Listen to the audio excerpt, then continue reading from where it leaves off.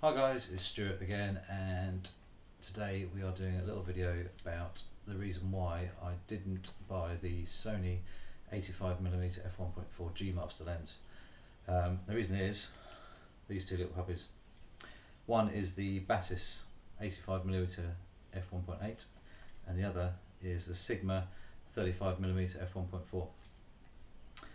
At the time when I bought both these lenses, which was about 6 months ago I think, the G Master lens was on back order. I did want one. It was about £1,800 I think, to buy one. It's now I think down to about 1,500 quid, and I managed to get both of these for I think it was 1,250 all in. Both open boxes, which was great, absolute bargain. Batis, which retails just under £1,000 now, I think it's 959 or something like that. I paid £800 for, and I paid £450 I think for this, which is still £579, in total. So for two of the best lenses out there, I think, really, for what I need personally. I know there's going to be different opinions to that, but this, starting with the Sigma. Let's take the adapter off. You've got the Sigma 35mm f1.4 Art Series, absolutely lovely.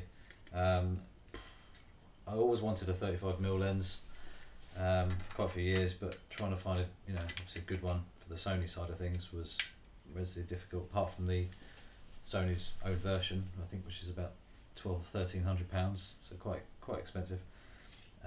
Especially when you can buy this obviously for less than half. But when the Art Series came out with Sigma, things have sort of changed and they've upped their game massively. So the quality is awesome.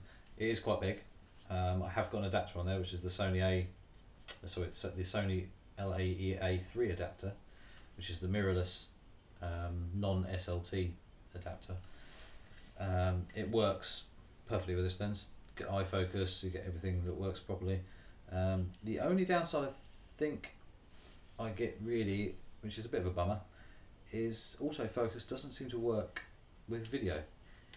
I haven't tried it on the A6300, which is what I'm videoing with right now, but the A7R2, which is my main body, it just doesn't autofocus during video. I don't know why.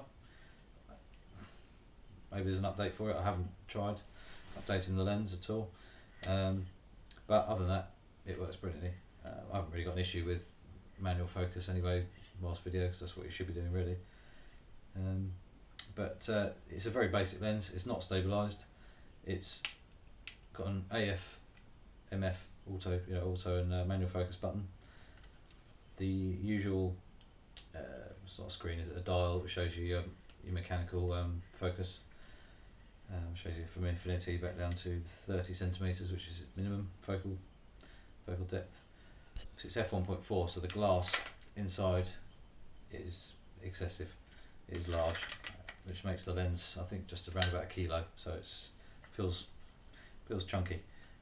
It's all metal, the metal mount anyway, then either a very high quality plastic outer, and the dial. The only downside I have with this it's very grippy, which is brilliant, especially if you're out in the weather and it's chucking down with rain or something like that and you're still shooting. But I tend to get a lot of grit and sand and things, and I shoot in quite extreme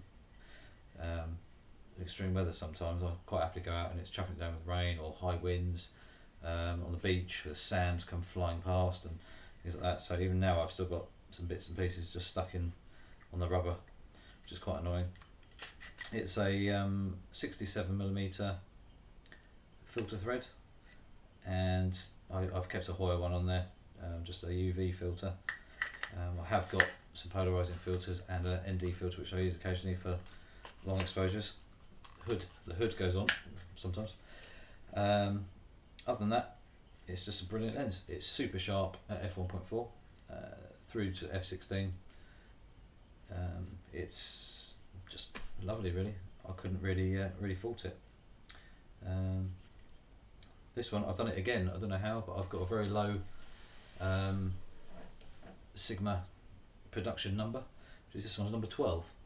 if anybody else has got a Sigma 35mm f1.4, can you just let me know what serial number yours is, because I don't know if it's just if they only use small numbers, or if it's got lots of zeros in front or what, but I presume that was number 12 off the line. I don't know how I've done that. This is the first time I've actually noticed, because the 30mm f1.4 DC lens that I'm shooting with on the A6300 now with video is number 16. So doing quite well with the low numbers. Yeah, so this is the Art series, which is their high-end lenses, and they reckon, even on if you actually look on the Sigma website, they reckon this is one of the best lenses they've ever made. And I'd agree with it. It is absolutely lovely to just put on, go out for a walk, just take some lovely landscape shots, or people just it's sort of street watching, when you see people watching and doing things and you just snap away. Shooting f1.4, you get some beautiful shallow depths of field, and it just makes it just some fantastic images from it. It's fast focusing, very quiet. It's only you hear a bit of noise if you hit both ends of the focus range. The aperture, I've never heard the aperture moving inside, never heard any noise. The focusing I've never heard. I know people have said that you get, or have had, some focusing noises from the 30mm lens. I mean, that's on face tracking now, so if I move in and out a bit, I can't hear anything. So I don't know if you can hear anything on the microphone, but that's following my face. Yeah, I've heard a few people say they've had a couple of noisy ones, but I guess, like anything mass-produced stuff, it's going to be there is going to be the possibility of not perfect copies. But anyway, that's the 35mm f1.4 Sigma Art lens with the Sony LAE A3 adapter on, which allows me to use a Sony A mount lens, which this is, on the E mount, which goes on my Sony A7R2 or the A6300. The other lens is this little puppy. It's actually lighter by quite a lot than the Sigma 35mm. It's got some serious glass in it. It's the 85mm Zeiss Batis. Beautiful lens to use, very fast focusing, very slinky designed, very smooth looking. It's got an OLED screen, which people think is a bit of a con, a bit of a gimmick, but actually, if you learn to use it properly, I use this for like product shots and things like that. So if you're doing a product shot and you think, okay, I'll shoot at f1.8, it might be too shallow. You think, okay, now I've got to take 10 shots to try and get the depth right, blah blah blah. This actually will help you save time. So it will actually tell you on the screen your depth of field, not just the depth of field completely, but the depth in front of your focal point and the depth behind your focal point. So it may say 1 inch in front and 3 inches behind, and then obviously you adjust your f-stop until you get it right, and then bang, one shot.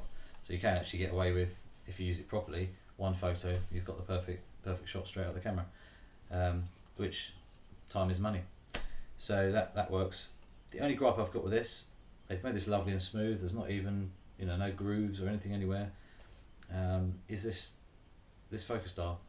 It's fly by wire, got no feel at all. With the Sigma, I love it because you've got that. You actually feel the lens moving inside. This is just it's an electronic ring basically, and you move it left or right and it will focus. Obviously most of the time you use autofocus, but if you decide you want to, the other thing as well is I go like that to take it off the body, and I end up twisting that ring rather than the actual lens off the body, so it doesn't even come off.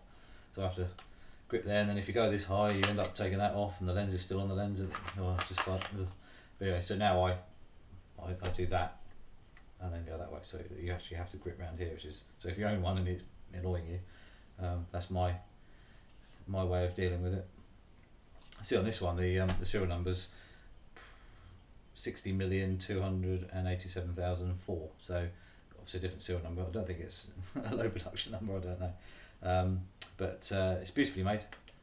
This one I think is aluminium. I'm not sure. Couldn't tell you, but it does feel as robust as the Sigma. it is E-mount, so it goes straight onto the Sony A7R2 and the A6300 and all the other Sony E-mount fits. iFocus works extremely well on it. The depth of field you get is nice and shallow. It's not quite as good as the G Master. It's one stop away, but for the money I couldn't. I mean, this and the 35mm Sigma for less than a G Master, and they're both amazing.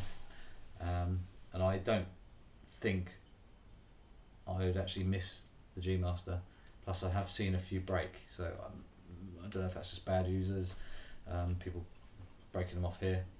I know most lenses do have a breakaway point, so if you drop your camera, they do shear off, which obviously saves the camera mount, and obviously, hopefully, the lens is rebuildable just by replacing the mount section here, rather than smashing glass and things like that. So it's a case of hope for the best when that happens. Yeah, so that's the reason I didn't buy the 85mm G Master Sony lens, even though it's obviously very beautiful and it does give some seriously good images out of it. But to be honest, I don't think there's much in it really for especially £500 or £600 difference that I actually saved to put towards another lens or whatever. So obviously, but the best thing about this lens is it's actually quite small compared to the G Master. I think the G Master is quite chunky before you even put a hood on, so it fits in my bag better. In fact, if you look, the size difference, that's with the hood on actually, and obviously an adapter, so if you take that as the difference, I mean this is a 35mm, that's 85mm, it doesn't make sense, does it? They're roughly the same width, slightly bigger the Batis maybe, but if you take I'll get the thing off, the two hoods off, this gives you a bit of a comparison. So if you use the adapter again, it's tiny, it fits in my bag beautifully, so it's they're actually pretty much dead on same width. So but yeah, it's absolutely brilliant. I'm just going to stick the Batis on the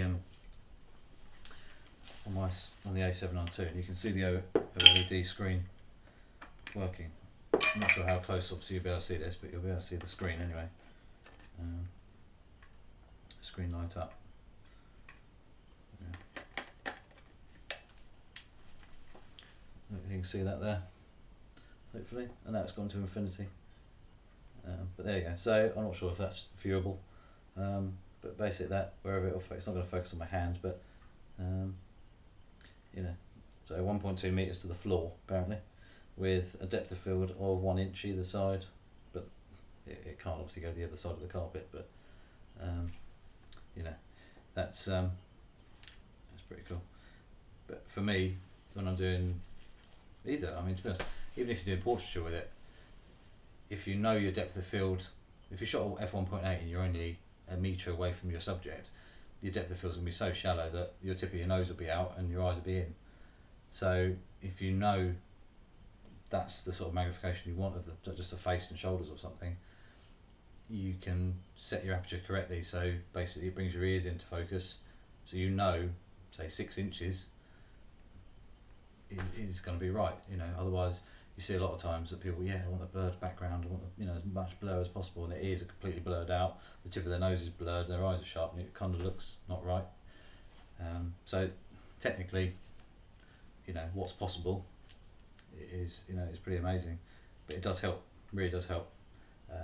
It's a shame it doesn't project that inside the camera somewhere, so you can look at it when you're looking through the viewfinder. You can see it, but it helps when you just have a quick glance top of there. There's a few settings you can do with it. You can change it from imperial to non or metric by just spinning while it's on. You can just spin it and spin it and spin it, and it sort of activates a different menu. You can turn it on and off, so if you don't even want it on, I just leave it in metric so I can see it's like, I think it's in centimetres actually, not inches, but it shows me 0.2 centimetres or whatever, so it really does help me when I'm doing the product shoots. Yeah, so anyway, if anybody can have a look at if they actually have a Sigma f1.4 35mm art lens, just let me know what in the comments below. Let me know what your serial number is. Is it a low number or high number? How do they go? Because this one's number 12, and the one on the 30mm f1.4 is number 16. So it's just interesting actually, see what numbers are out there. If anybody's got number 1, I'd hold on to that because that's probably worth something. Hey, yeah, so leave the comments below please, and any other recommendations of other lenses you might like to hear about. I know I keep rambling on, but I'm still learning, so please bear with me.